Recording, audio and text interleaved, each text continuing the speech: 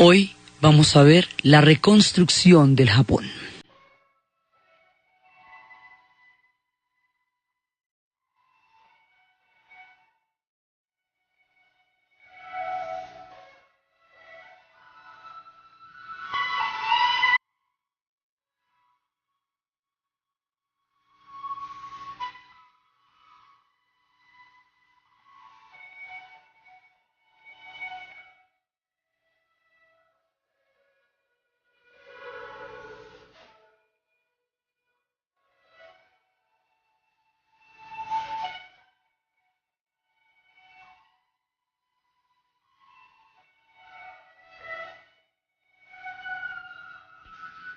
La vez pasada estábamos viendo cómo Alemania había salido de las cenizas, cómo había resurgido y cómo se había convertido luego en un país después de años de penurias y sufrimientos, y cómo el tejido social y la solidaridad los había sacado adelante.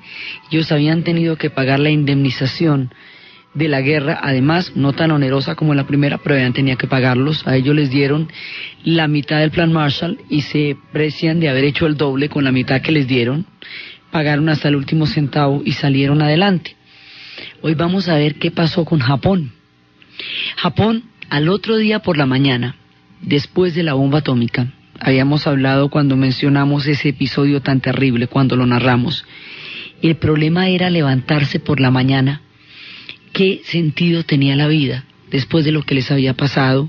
Habíamos visto la rendición, habíamos visto cómo el Tenno les había dicho que tenían que soportar lo insoportable, habíamos visto lo que significaba para el pueblo japonés rendirse, cómo el Tenno les ordenó vivir, a diferencia de Hitler, que invitaba y exigía que el pueblo alemán muriera con él. El Tenno ordenó al pueblo japonés vivir y de esa manera salir adelante. Entonces, la reconstrucción tiene varias etapas y está llena de un virtuosismo y de una capacidad de solidaridad y de entrega que es absolutamente conmovedora. Lo primero es que había que tener ocupadas la mente de las personas, sobre todo en las zonas donde de la bomba atómica y en todas esas ciudades empezaron los incentivos de la alcaldía para los oficios inútiles. Esto significa que las personas deben estar construyendo alrededor de las familias todo el tiempo artesanías, muñequitos de papel, grullas de origami. El origami desarrolla una gran cantidad de destrezas mentales, espirituales y físicas y hace que las personas tengan una proyección del espacio, del cosmos y del zen. Entonces, los oficios que desempeñan son oficios creativos que les ayudan a evolucionar como personas, pero sobre todo que los mantienen ocupados. La idea era que no podía haber nadie desocupado, porque la desocupación era fuente de resentimiento y amargura. Las familias tenían que trabajar unidas todo el día, haciendo artesanías, y en las horas de la tarde les vendían, les compraban lo que habían hecho durante el día. De esa manera se justificaba levantarse por la mañana y había un logro que presentar al final del día y toda la familia tenía que estar unida. Es muy importante la manera como ellos van a afianzar los lazos, porque eso es lo que les va a dar la ventaja histórica. En un momento dado, cuando la situación estaba tan terrible, el Tenno se dirige a su pueblo a través de la radio, el emperador, el que habíamos visto que era el emperador Dios, y dice: el primer paso para la reconstrucción de la patria consiste en establecer una sana vida pública y en especial en proveer de suficientes alimentos al pueblo. Los campesinos trabajan para aumentar la cantidad de sus productos, superando el embargo técnico y tolerando momentos penosos. No obstante, la situación alimentaria atraviesa por problemas sin precedentes, lo que más me entristece profundamente. Por supuesto, el gobierno debe administrar la manera adecuada, pero al mismo tiempo el pueblo debe superar esta crisis ayudándose y compartiendo lo poco que tengan, con la conciencia de que son compatriotas. Lamento tener que exigirlo de vosotros, que estáis sufriendo el dolor de haber sido vencidos. Pero si no lo superamos, resultará en vano nuestro esfuerzo de reconstruir el país y de reconstruir el desarrollo de otros pueblos. Les suplico que viváis como miembros de la familia Estado, hermoso, tradicional, y lograréis la reconstrucción del país. Así le dice el Tenno a su pueblo, que se unan en un tejido social. El secreto en Japón, como el secreto en Alemania, es la solidaridad, los lazos profundos entre todas las familias para salir adelante. Entonces, la reconstrucción de Japón tiene varias etapas. La primera etapa es la invasión de los Estados Unidos. Japón va a quedar ocupado durante 7 años. Ocupado quiere decir ocupado. Todas las decisiones que se vayan a tomar en Japón las van a tomar los Estados Unidos. Las van a tomar de una manera total y definitiva porque ese pedazo de la guerra le correspondió a los Estados Unidos. A diferencia de Alemania, que estaba repartida entre 4 potencias, Japón está solamente en manos de los Estados Unidos. Los Estados Unidos tienen un plan que consiste en desmilitarizar al Japón. Y para eso hay que democratizarlo, hay que cambiar una serie de instituciones. Lo primero que van a hacer, ellos, digamos, el carácter de la autoridad del Tenno no se cuestiona, pero entonces vamos a pasar de un carácter divino del emperador a un carácter político, a un carácter simbólico, constitucional. Vamos a pasar de un emperador Dios, como los gobernantes egipcios, como los faraones, a un emperador constitucional que se convierta en un símbolo para su pueblo, pero no en una figura divina, sino en un símbolo para su pueblo. Entonces, digamos, para atribuirle un carácter político, ¿cuáles son las bases, digamos, del modelo occidental de Estado? En el modelo occidental de Estado tiene que haber una separación entre lo religioso y lo político. Entonces el emperador en el modelo occidental de los estados no puede ser un dios. Por eso se separa el carácter divino del carácter político. Eso hace que el emperador pase a ser una figura constitucional y que forme parte importantísima del Japón, pero que no vaya a ser él un dios. Tiene todo su carácter, digamos, todo el respeto que implica. El otro día en esas épocas querían hacerle una entrevista y la gente que manejaba la prensa dijo que la familia imperial no había dado entrevistas en los últimos 2500 años. Es la misma familia imperial la que ha estado en el trono del Tenno desde los tiempos de Isamani, Sagani y Susanoo y todos aquellos dioses de los cuales desciende la familia del emperador. Entonces aquí va a haber un cambio en el carácter político del emperador, primero que todo, sin quitarle la dignidad, ni mucho menos, pero separando lo religioso de lo gubernamental. La otra cosa es que como Japón se modernizó desde arriba, se había modernizado a través de grandes monopolios, de grandes trusts, que era lo que habían hecho en la época en que la dinastía Meiji empezó la modernización de Japón después del arribo del Comodoro Perry. Ahora, la idea era que había que democratizar las empresas. Entonces, todas esas empresas que eran monopolios estatales, ahora se van a convertir en empresas que se van a poder, digamos, popularizar. La popularización de las empresas, el quiebre de los grandes monopolios, va a ser una oportunidad muy grande de integración en el futuro inmediato de todos los japoneses, porque antes era pools grandes, ahora se van a poder dividir en un montón de empresas que le van a permitir a la gente un acceso mucho más abierto a la reconstrucción del Japón. Entonces se democratiza la empresa. La otra cosa que van a democratizar es la tierra.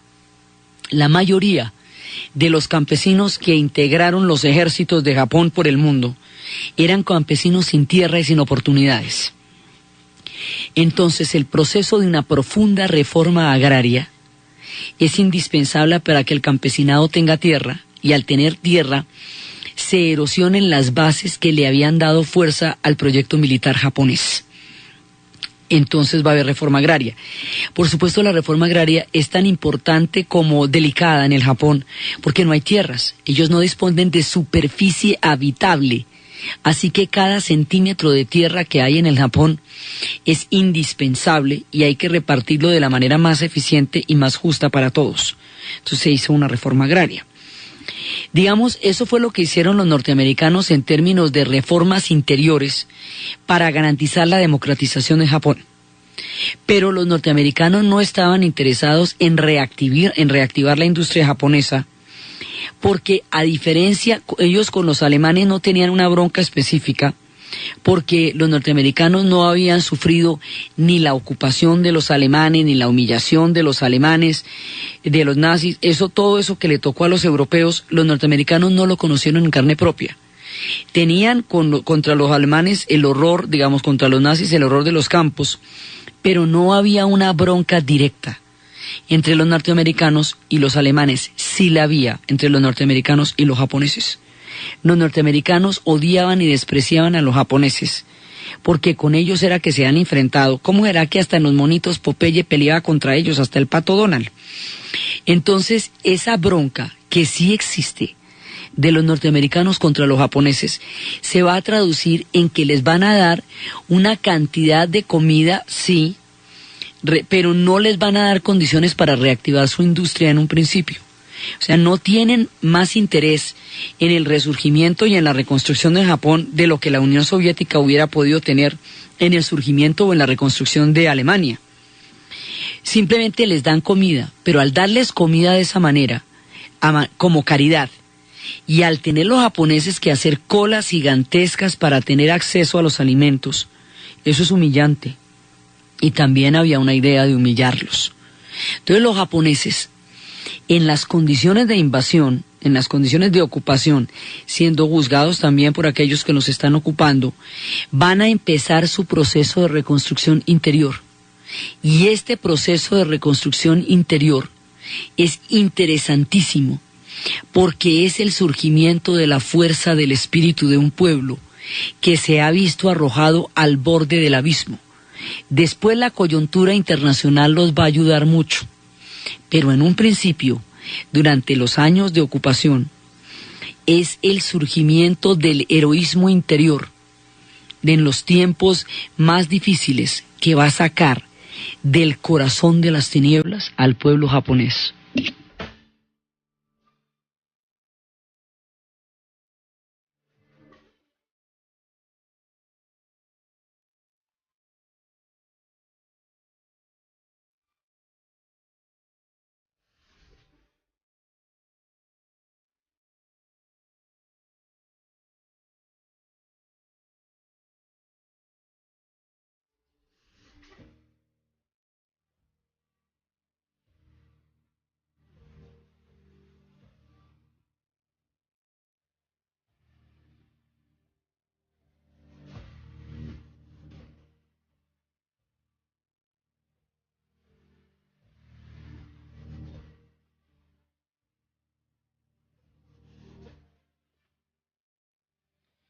Los japoneses empiezan a, digamos, a sacar partido de la situación más adversa, de la humillación, de la depresión, de la baja autoestima generada por la ocupación. Por un lado, empiezan a incentivar los oficios inútiles para darle a la gente ocupación en el tiempo y en la mente. Y de esa manera empiezan a crear una institución que se llaman hoy día los tesoros vivientes, que son en las prefecturas de Tokio y de Nara, dos de las ciudades más antiguas y tradicionales. Los alcaldes estimularon la producción de las artesanías, de los muñequitos y de la cerámica pintada. Hoy por hoy, si llega a ver uno de esos, hoy en la actualidad, si uno de esos personajes que posee la capacidad y el conocimiento de estos oficios se encuentra vivo en su tierra y en su hábitat, el gobierno le da todos los incentivos para que siga desarrollando y haciendo su oficio de la mejor manera y enseñándolo a los demás, para que su oficio y su tradición no se pierda con su propia persona. Ese acto de estimular mediante todas las necesidades, proveer todas las necesidades que una persona de semejantes características requiera para seguir creando, es lo que se llaman los tesoros vivientes. La idea de los oficios inútiles era la creación de todas estas artesanías, hoy tesoros vivientes, es no solamente tener ocupada la mente y el oficio y el cuerpo de las personas, sino que no se pierdan las profundas tradiciones del Japón.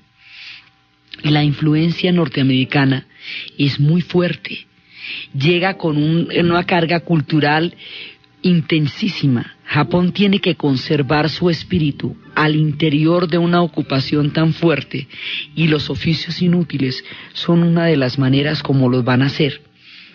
La misma forma de la belleza de los budistas, el concepto de la belleza de los budistas es un concepto que no radica en un contraste entre lo feo y lo bonito. La belleza en los budistas también está en el vacío. Lo que es hermoso en las pinturas es lo que no está pintado, lo que sirve de los pocillos, que eso es muy zen, es precisamente el vacío del pocillo. Entonces van a tomar las deformaciones producidas por la bomba atómica y por todas las heridas de guerra y van a volverlas virtudes. Los defectos se van a volver virtudes. Entonces, si una mujer tiene una deformación en la cara por las quemaduras de la bomba atómica, se peina de manera que la deformación sea más notoria, para así convertir en virtud un defecto y desproveerlo de cualquier vergüenza. Eso no les debe producir vergüenza, eso debería producirle vergüenza a la humanidad, no a ellos. Entonces, de esa manera exaltan los defectos producidos por la bomba y los convierten en virtudes y los enaltecen. Y nadie se esconde y nadie se oculta. La gente se luce, se exhibe, se ve, porque todo esto le pasó al Japón. Y ellos conviven con lo que le pasó al Japón. Es una aceptación profunda de su destino, lo que los va a ayudar a salir adelante. Entonces empiezan todos estos espíritus sutiles, toda esa reconstrucción interior de un tejido profundo, toda esa familiaridad especial, toda esa importancia del espacio vacío, de la cavidad vacía, la importancia de la música está en los silencios. Ellos empiezan a echar mano de lo profundo de su cultura, el respeto absoluto por la palabra del otro, el respeto absoluto por la propiedad del otro. La palabra es sagrada, la familia se une y al trabajar una con otra todo el día están creando lazos que en el futuro, cuando cambien las condiciones, les van a permitir una reactivación absolutamente impresionante. Entonces empiezan poco a poco. Son años muy duros. Son años muy duros porque dicen que los niños no sonreían, porque durante mucho tiempo no habían visto a nadie sonreír, y la risa también se imita. Entonces no había nada chistoso que estuviera pasando en esa época. Son años en que las mujeres se van a prostituir por hambre, y en ese momento se produce una confusión que no tiene nada que ver, que es la confusión entre la figura de la geisha. Nosotros habíamos hablado de la geisha cuando hablábamos del Japón del periodo Edo, del Japón de la era de las islas flotantes, de esas culturas que durante los años del aislamiento del Japón, durante los 3 siglos en que Japón se aisló, fue cuando se produjo el florecimiento de su cultura, del teatro kabuki, de la vida nocturna, de las islas flotantes, de las geishas de Kioto, y habíamos visto cómo las geishas eran acompañantes de los hombres de poder, acompañantes en la poesía, en la danza, en la música, en el alimento, en la sutileza. También tenían un rol sexual, pero el rol sexual era parte de un conjunto aún mayor. Habíamos hablado de cómo las geishas, de cómo concebían la desnudez a través de la pintura, como el espacio de pintura entre el borde de la cara y el comienzo del pelo indicaba la desnudez, cómo se educaba una geisha para poder manejar sus emociones, manejar los secretos, porque son mujeres que estaban dentro de condiciones de información sumamente clasificada. Estas geishas, que son una institución tan antigua en el Japón, que son parte, digamos, del espectro de ese mundo que se formó en la era de las islas flotantes, estas mujeres que tenían todo este acervo de alcurnia y tradición, cuando llegue la invasión, muchas mujeres se van a prostituir y van a utilizar algunos de los símbolos o de los atuendos de las geishas, y los norteamericanos, por no tener ninguna institución equivalente, paralela o siquiera comparable, dentro de la sociedad norteamericana, que es una sociedad de origen puritano, de origen protestante, consideran que las geishas son prostitutas. Las geishas no son prostitutas y difícilmente en Occidente existen parámetros para comprender la diferencia. Porque además, como muchas mujeres se vieron obligadas a prostituirse por los años de hambre en el Japón frente a los ejércitos norteamericanos, se estableció un equívoco fatal entre una antigua tradición que remonta a los tiempos del espíritu de las islas flotantes con una situación de hambre y una incomprensión cultural por falta de paralelos o de equivalentes entre la institución de la geisha y lo que puede ser cualquier otra forma de compañía femenina en el espectro del mundo occidental. En ese momento la situación es muy difícil para todo el mundo. Van a llegar una cantidad de ejércitos, vienen todos los hombres que estaban en ese momento en los ejércitos de tierra en el Asia, ¿se acuerda? Pues al haber perdido la guerra y al haber sido desalojados de allá, entonces todos estos hombres, son 7 millones de hombres que regresan de todos los ejércitos del Asia y que tienen que ser integrados al Japón. Y tienen que ser integrados mediante los oficios inútiles, tienen que ser integrados a las familias, tienen que ser integrados a la sociedad. Son ejércitos de ocupación que ahora no son sino gente muriendo de hambre en el Japón como todos los demás. Entonces hay que buscarle un lugar a cada uno, buscarle un oficio, un lugar, un sentido y una dignificación de la vida. Es la base de la reconstrucción y eso es un proceso interior japonés.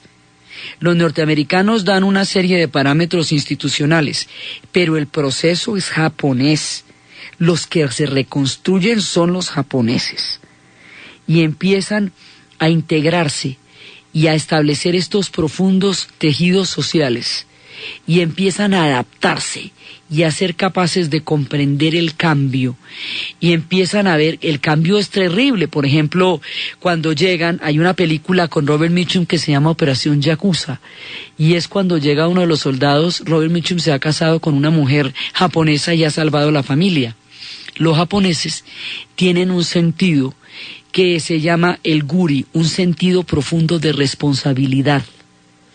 Usted tiene una deuda de responsabilidad, de compromiso y de deber, que por un lado derivada del confucianismo, que es ancestral porque de todas maneras la influencia china es muy fuerte en la historia del Japón, y por otro lado deriva de un espíritu japonés, de responsabilidades y de deberes. Entonces en esta película, como el tipo es un yakuza, y los yakuzas se cortan el dedo meñique para mostrar el cumplimiento de una responsabilidad, hace eso frente a Robert Mitchum porque le salvó la mujer y le salvó la familia. Entonces el sentido de responsabilidad de los japoneses es uno de los factores más importantes de la reconstrucción, porque todos están ligados los unos a los otros por profundos lazos de tener que ocuparse de los otros, de sentir responsabilidad de los unos por los otros. El espíritu colectivo, también dicen, si el individuo está bien, la familia estará bien. Si la familia está bien, el Estado estará bien y la sociedad estará bien. Así era como decía Confucio. Pero son estos lazos, son este preocuparse los unos por los otros, no ser indiferente nadie ante la miseria de nadie, lo que deriva entre los profundos secretos de reconstrucción. Entonces, poco a poco, ellos van a empezar a crear, a partir de la institución de las familias como tejidos, y a partir de los trabajos de las familias unidas, van a empezar a reconstruir lentamente el mundo industrial del Japón. Y van a empezar a reconstruirlo poquito a poquito, porque como hemos visto, los norteamericanos no tienen ningún interés particular en reactivar la industria japonesa.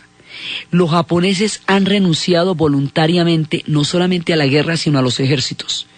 El pueblo de los samuráis, el pueblo de las tradiciones guerreras más ancestrales, el pueblo que ha tenido toda una tradición de artes marciales, renuncia voluntariamente al derecho de crear ejércitos, y en la Constitución japonesa renuncian a los ejércitos y renuncian a la guerra, porque como motivo de reflexión profundo, los japoneses llegan a la conclusión de que la guerra fue una equivocación fatal que los llevó a un horror. ¿Se acuerda que habíamos dicho en la época en que se estaba firmando la rendición, que de pronto uno de ellos vio al pequeño y pobre Japón habiendo desafiado al mundo en una guerra demencial, y que cómo se han metido en semejante lío, que cómo estaban firmando esa rendición en el Missouri, cómo habían invadido todo el Asia, cómo era que habían hecho semejante locura?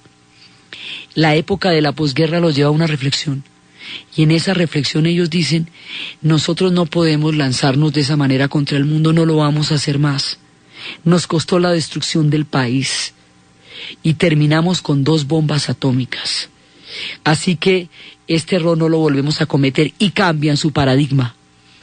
Y son capaces de cambiar el paradigma guerrero, el paradigma militarista, por un paradigma de trabajo, por un paradigma de solidaridad en términos de la construcción de un nuevo Japón. Esos cambios de paradigma son indispensables en los procesos de reconstrucción de pueblos que han superado conflictos aterradores, y son el secreto para poderlos superar. Van cambiando los corazones. Entonces esta gente se va poco a poco, van a empezar a crear empresas, y van a cambiar en el futuro las espadas por los portafolios, y van a empezar a crear clanes alrededor de las empresas. Y ya los clanes no van a ser los clanes guerreros del loto o del crisantemo, de la época de los samuráis. Ahora los clanes van a empezar a ser corporaciones.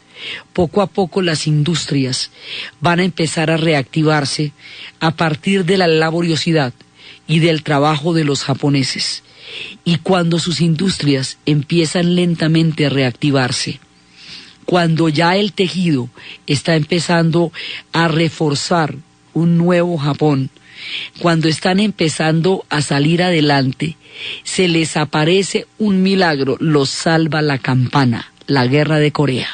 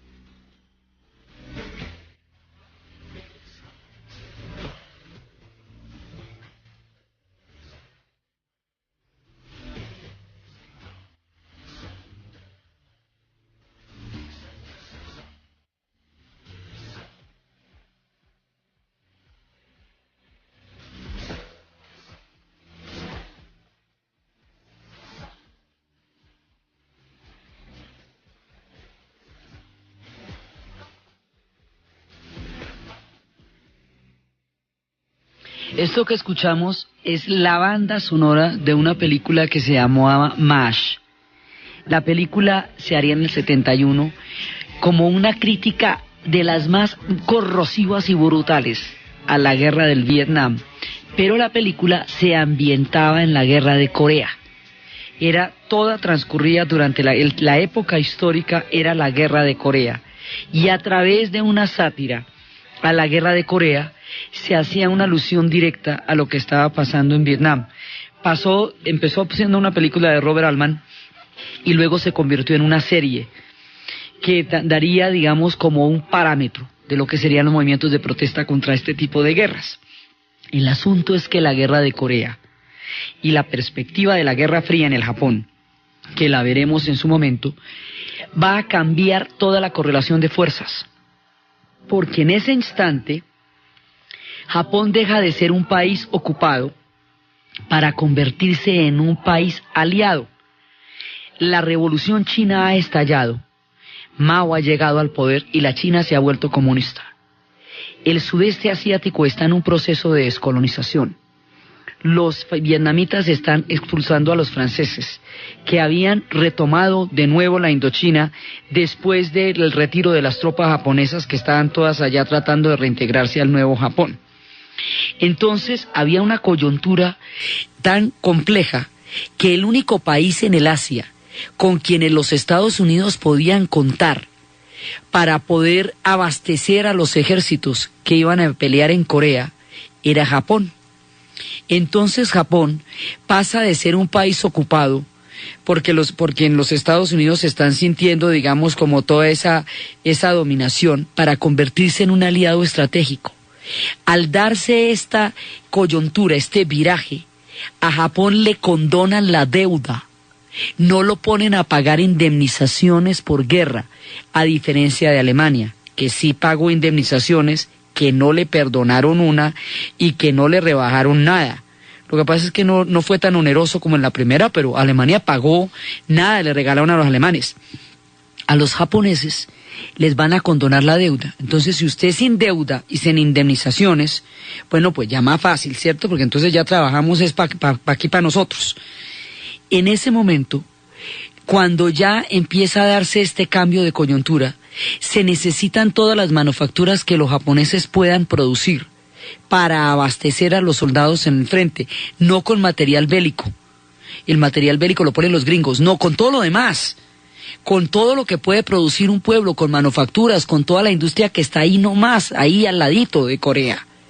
Este es el mercado que le hace falta al Japón, para que todo este tejido, este trabajo laborioso, este ingenio que han cultivado casi sin esperanza durante todos los años de la ocupación, florezca y se convierta en una gran industria. Y ahí es cuando se da el despegue de Japón. Y empiezan estas industrias a producir. Y los japoneses, ellos son grandes imitadores.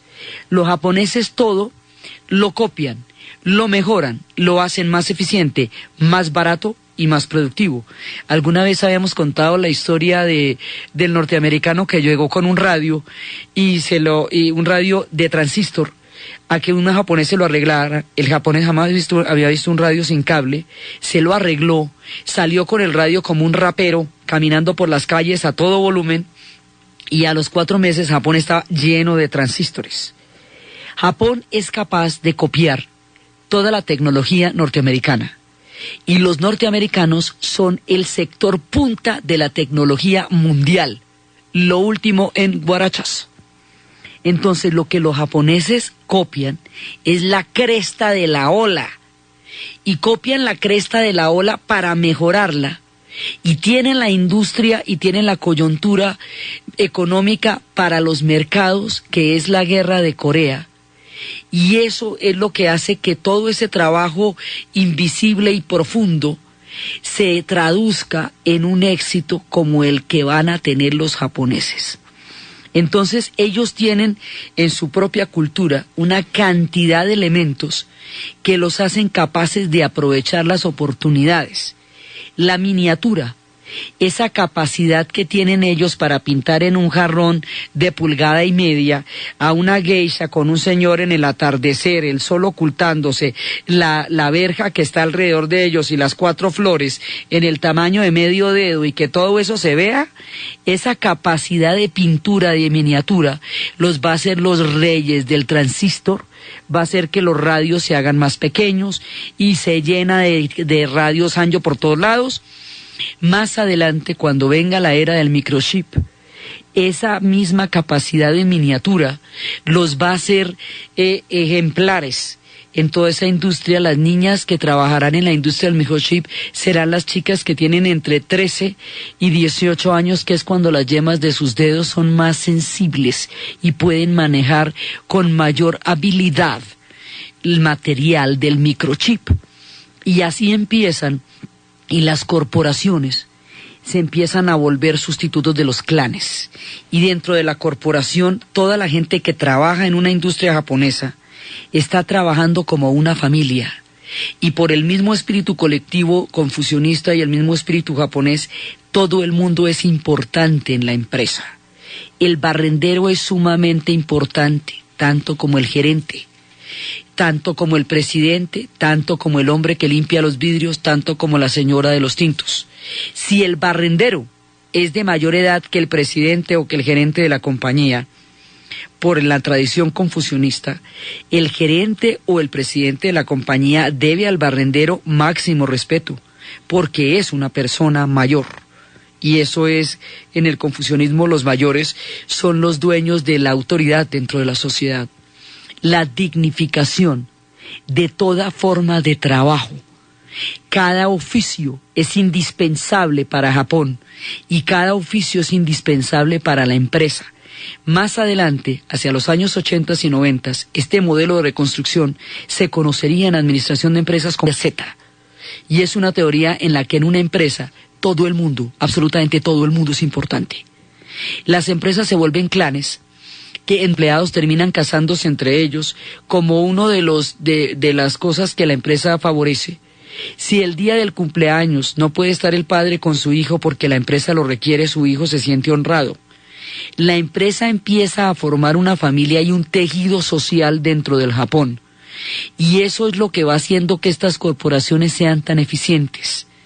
No solamente la oportunidad histórica que van a tener, sino el fundamento de tejido social que estas empresas van a desarrollar dentro de todo lo que es la reconstrucción del Japón, lo que va a hacer que el mundo se llene, pero se llene de productos japoneses. Y con eso van sustituyendo la industria mundial. Y mucho más adelante, cuando los Estados Unidos atraviese la crisis energética, serán los autos japoneses los que lleven a rodar en las carreteras norteamericanas por el bajo consumo de combustible, porque ellos, como sí conocen el problema de no tener combustible y de no tener espacio, han creado autos compactos que permiten muchísima más duración en carreteras que los carros norteamericanos, que prenderlos podría haber costado un salario mínimo en la época de la crisis energética. Entonces ellos toman todo lo que los norteamericanos llevan y hacen una transferencia de tecnología a través de su capacidad de imitación. Aceptan inversión, digamos, ellos invierten, ellos aceptan el dinero norteamericano, pero no la inversión en las empresas de ellos. O sea, yo acepto su préstamo, pero en la empresa invierto yo. Y la empresa la mando yo. Y de esa manera no pierden nunca el control sobre las empresas.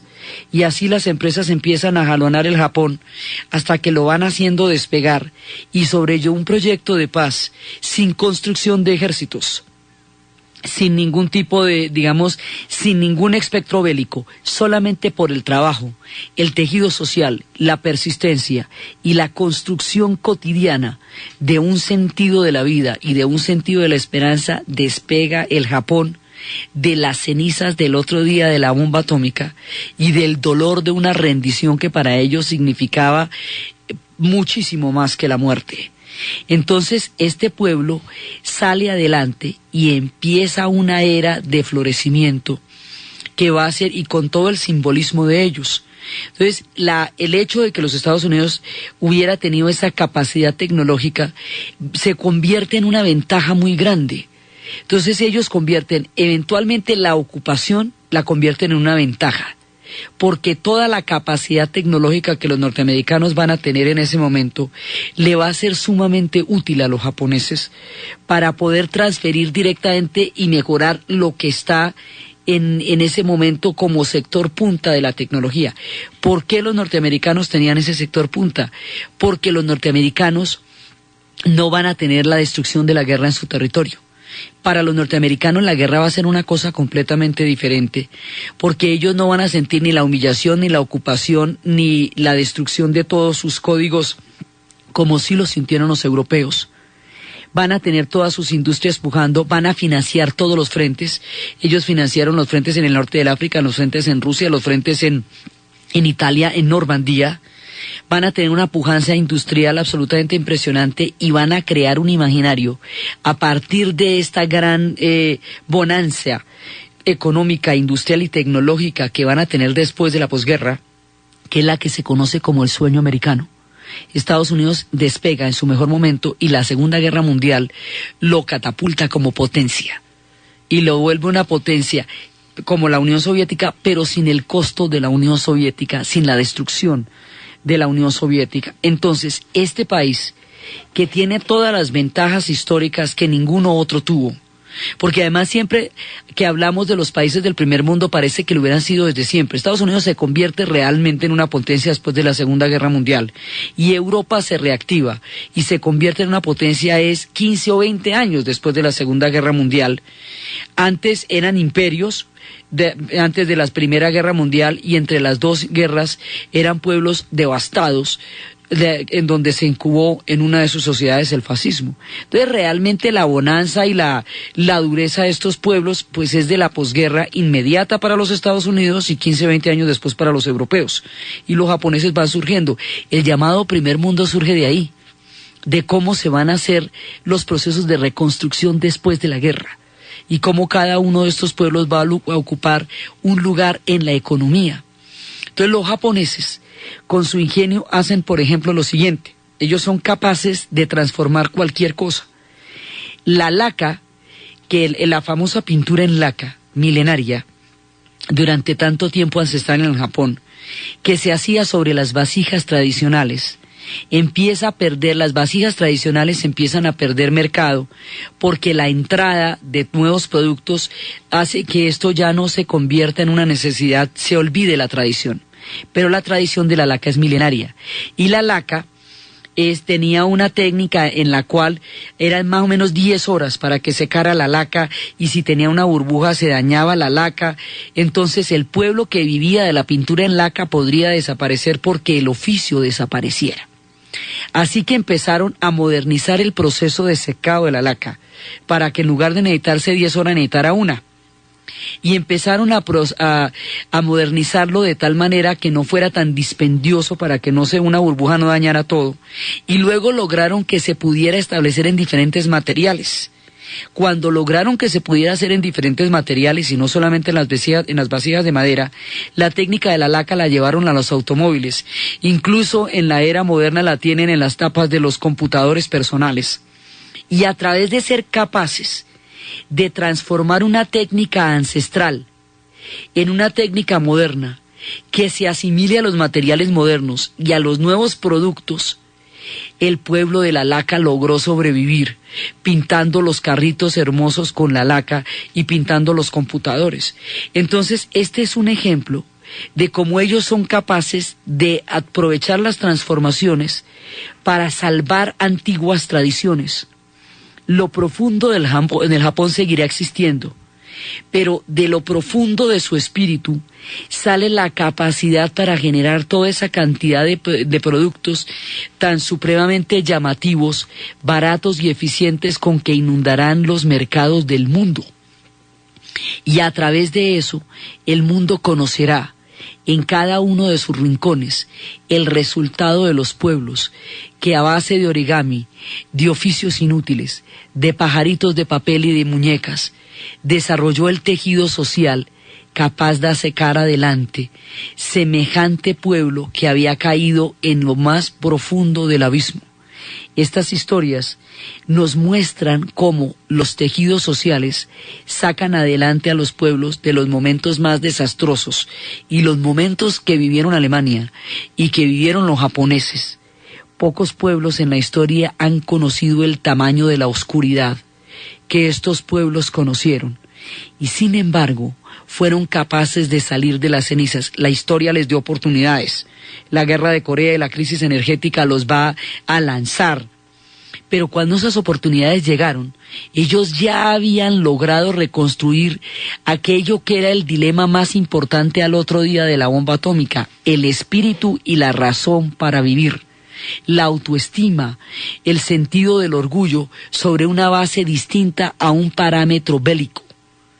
Esa capacidad de reconstituir el espíritu después de la mayor adversidad y esa capacidad de cambiar los paradigmas para montarse sobre nuevos ejes y no creerse antiguos, creerse su capacidad de transformación, es uno de los secretos más valiosos, no solamente de la reconstrucción, sino del secreto de cómo Japón se convirtió en una potencia.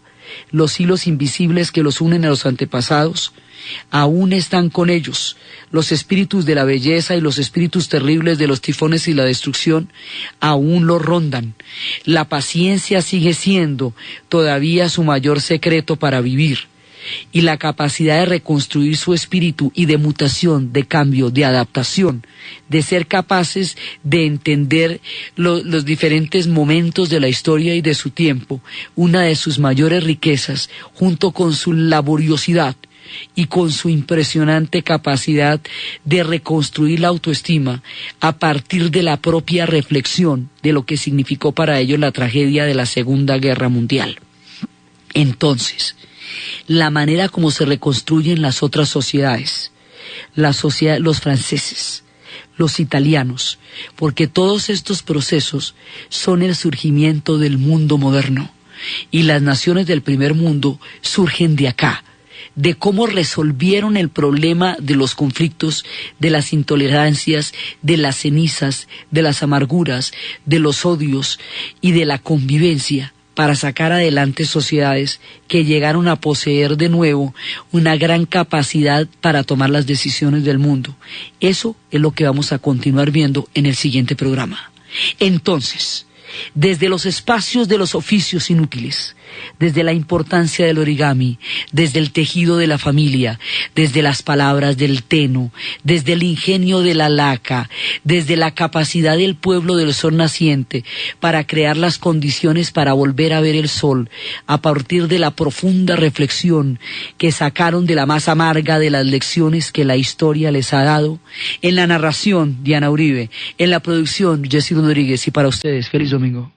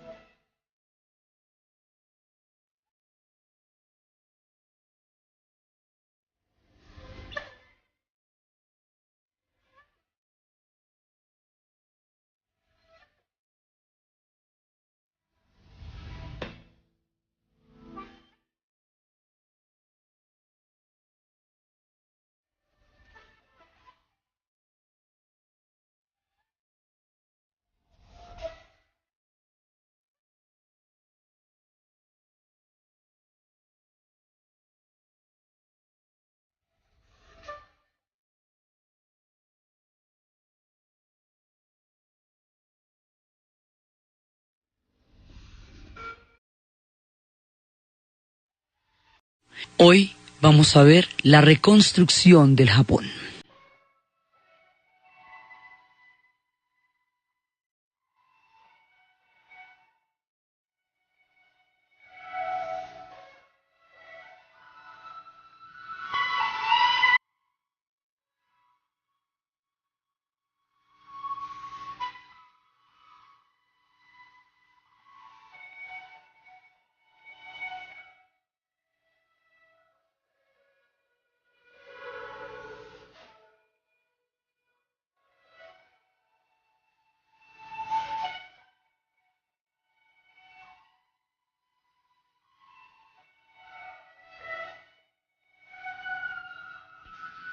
La vez pasada estábamos viendo cómo Alemania había salido de las cenizas, cómo había resurgido y cómo se había convertido luego en un país después de años de penurias y sufrimientos, y cómo el tejido social y la solidaridad los había sacado adelante.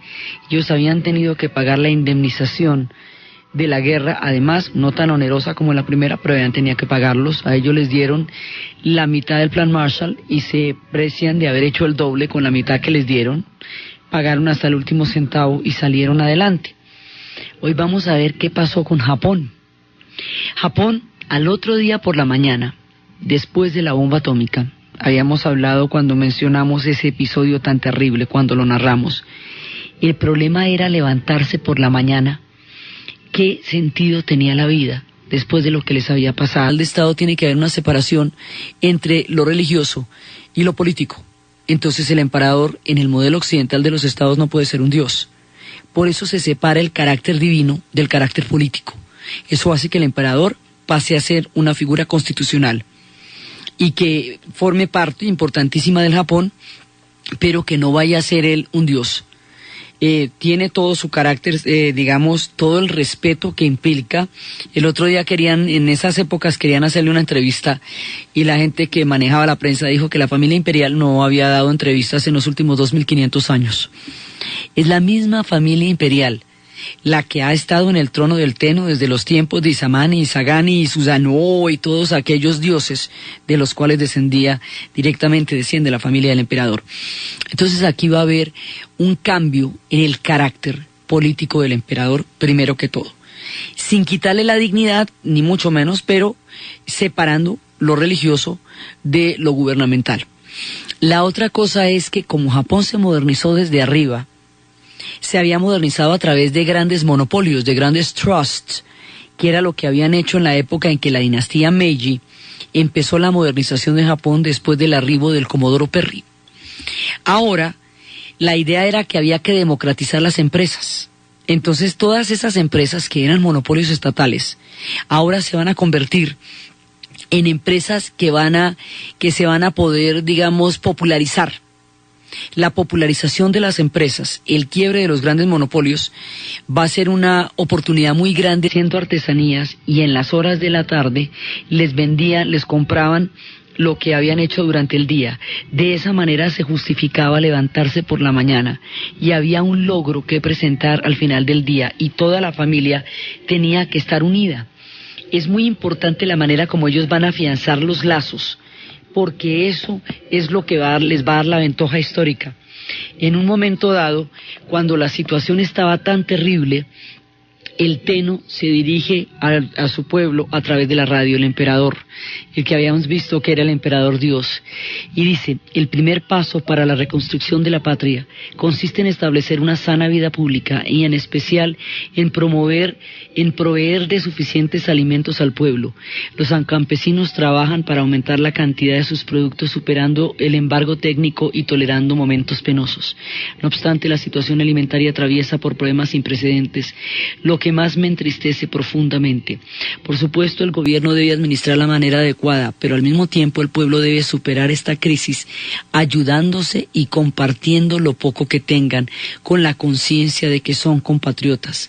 Lamento tener que exigirlo de vosotros, que estáis sufriendo el dolor de haber sido vencidos. Pero si no lo superamos, resultará en vano nuestro esfuerzo de reconstruir el país y de reconstruir el desarrollo de otros pueblos. Les suplico que viváis como miembros de la familia Estado, hermoso, tradicional, y lograréis la reconstrucción del país. Así le dice el Teno a su pueblo, que se unan en un tejido social. El secreto en Japón, como el secreto en Alemania, es la solidaridad, los lazos profundos entre todas las familias para salir adelante. Entonces, la reconstrucción de Japón tiene varias etapas. La primera etapa es la invasión de los Estados Unidos. Japón va a quedar ocupado durante 7 años. Ocupado quiere decir ocupado. Todas las decisiones que se vayan a tomar en Japón las van a tomar los Estados Unidos.